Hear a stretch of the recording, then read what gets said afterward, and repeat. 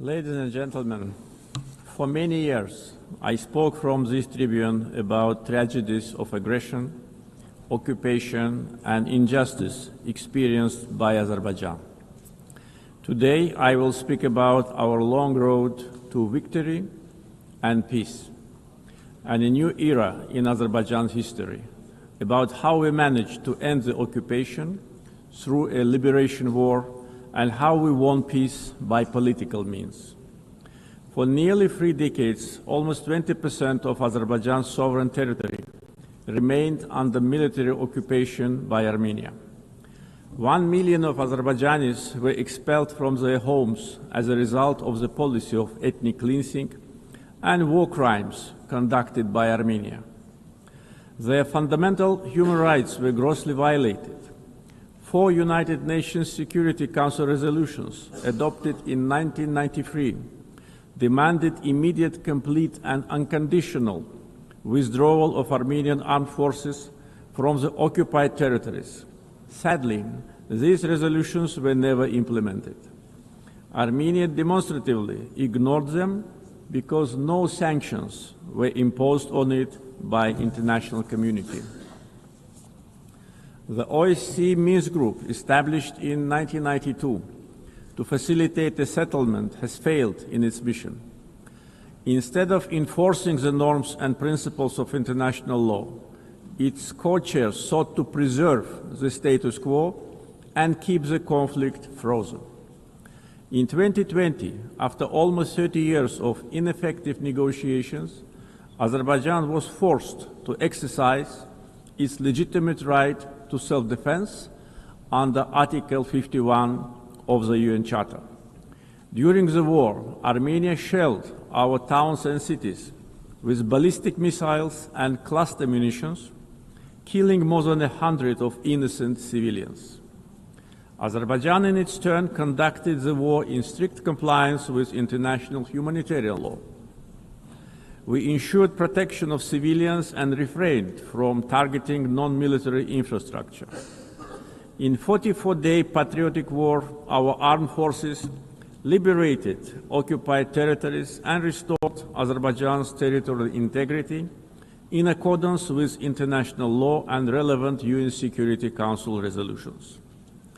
The 10 November 2020 marked the capitulation of Armenia and restoration of Azerbaijan's territorial integrity after nearly 30 years of occupation. Right after our victorious war, Azerbaijan declared its readiness to open a new page in relations with Armenia, based on mutual recognition of territorial integrity and sovereignty. We proposed 5 basic principles rooted in international law. We tabled the proposal for a peace treaty.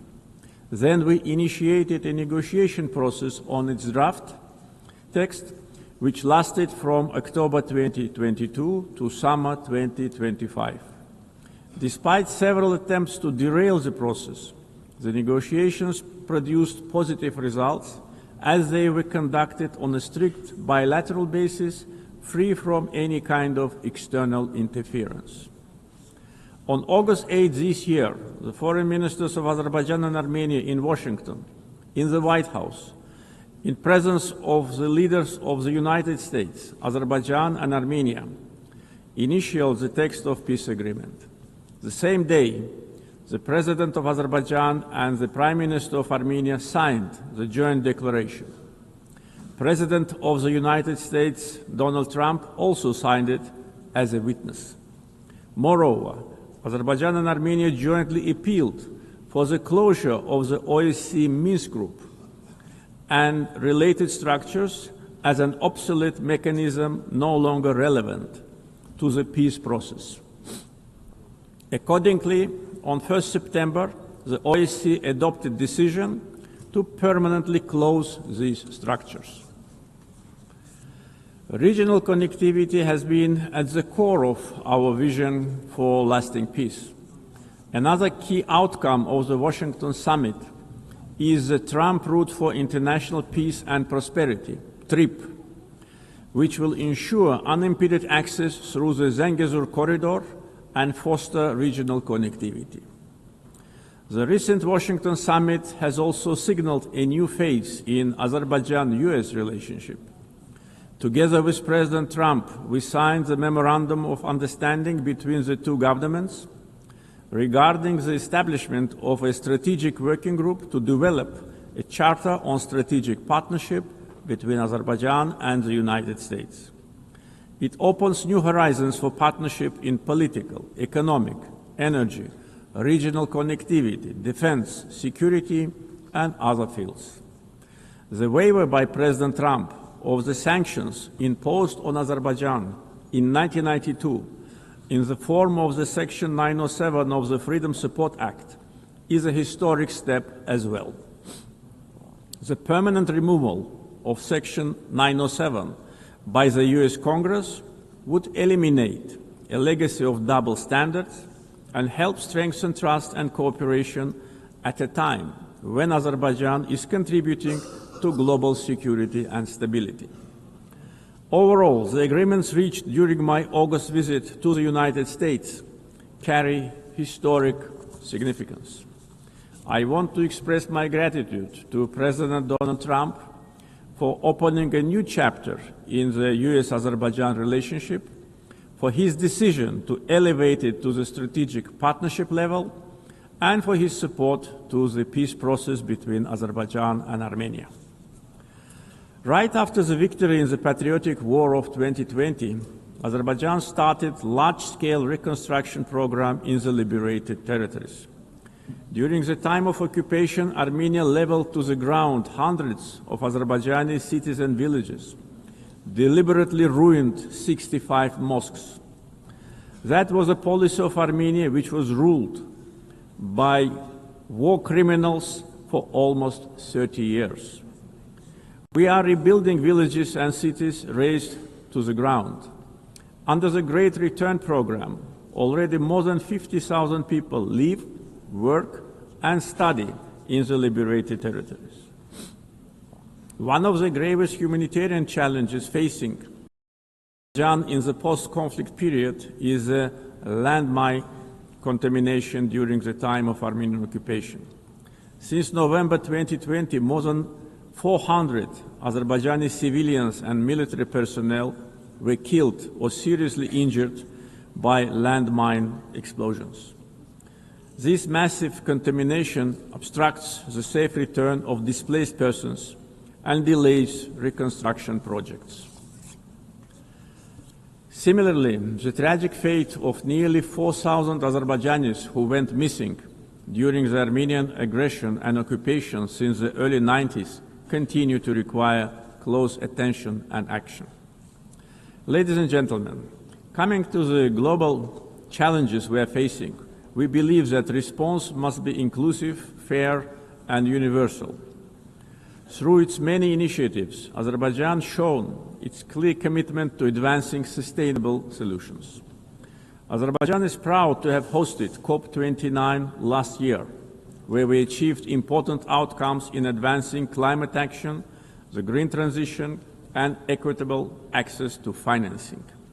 As a host of COP29, we guided negotiations towards ambitious and balanced outcomes, ensuring that all voices, particularly those of the developing world, were heard. The adoption of the new collective quantified goal at COP29, also known as Baku Finance Goal, is a historic milestone in global climate finance. This commitment brings previous $100 billion annual climate finance goal to at least $300 billion per year through 2035 from public sources in developed countries to developing countries. Azerbaijan also successfully finalized the long-awaited framework for carbon markets under Article 6 of the Paris Agreement, making the Paris Agreement fully operational 9 years after its adoption. Several key agreements were signed at COP29 to make the Loss and Damage Fund fully operational, providing critical support for vulnerable communities impacted by climate change. Being strongly committed to the green transition, we at the same time should not put unrealistic targets in front of us. The world cannot live without fossil fuels today and in foreseeable future. Energy security is closely linked to peace, regional connectivity, and economic development.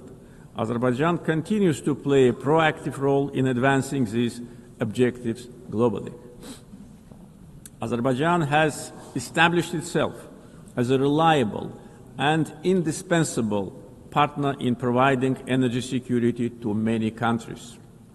We play a strategic role connecting the Caspian region with international markets through diversified oil and gas pipeline systems.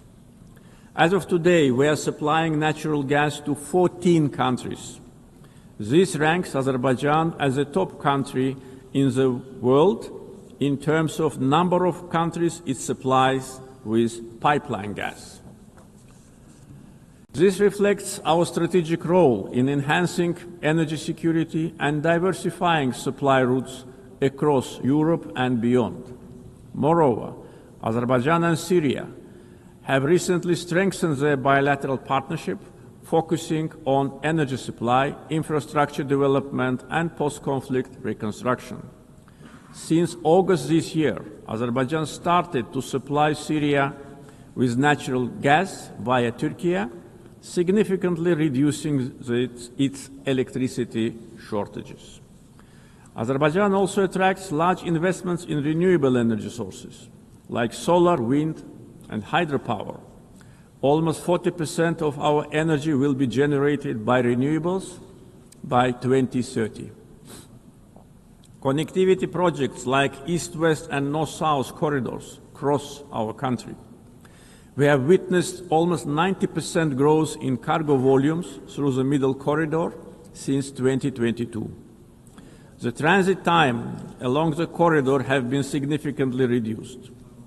The biggest trade fleet in the Caspian, Alat International Trade Port, with its annual capacity reaching 25 million tons in the near future. The Baku-Tbilisi-Kars Railroad, 9 international airports, the biggest air cargo company in the region, and many other factors have turned Azerbaijan into one of international transport hubs. There is a great potential for cooperation in digital connectivity. Azerbaijan leads the Digital Transformation Initiative through such ambitious projects as the Digital Seaway. This project includes plans for the advanced fiber optic cable network under the Caspian Sea, establishing Azerbaijan as a key regional digital hub. Azerbaijan achieved significant economic growth by focusing on diversifying its economy beyond oil and gas, developing the non-oil sector and improving the investment climate through reforms and transparency. Reducing poverty and unemployment to the historic low of 5% is another achievement of our country. Recently, 2 major international rating agencies, Moody's and Fitch, have increased Azerbaijan's ranking. Azerbaijan was provided with favorable investment-grade status, citing very strong external balance, low public debt, and substantial sovereign wealth assets as a key strength. This underscores our economic resilience, strong fiscal discipline, and favorable investment climate. Our foreign debt is only 6.5% of GDP, which is one of the lowest in the world. Azerbaijan's foreign exchange reserves exceed its foreign debt almost 16 times.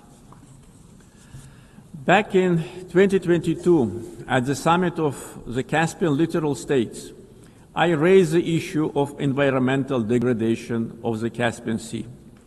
Today's situation is much worse. Caspian Sea is shrinking rapidly. The main reason is not climate change. Joint efforts of littoral states are needed to stop ecological catastrophe with unpredictable consequences.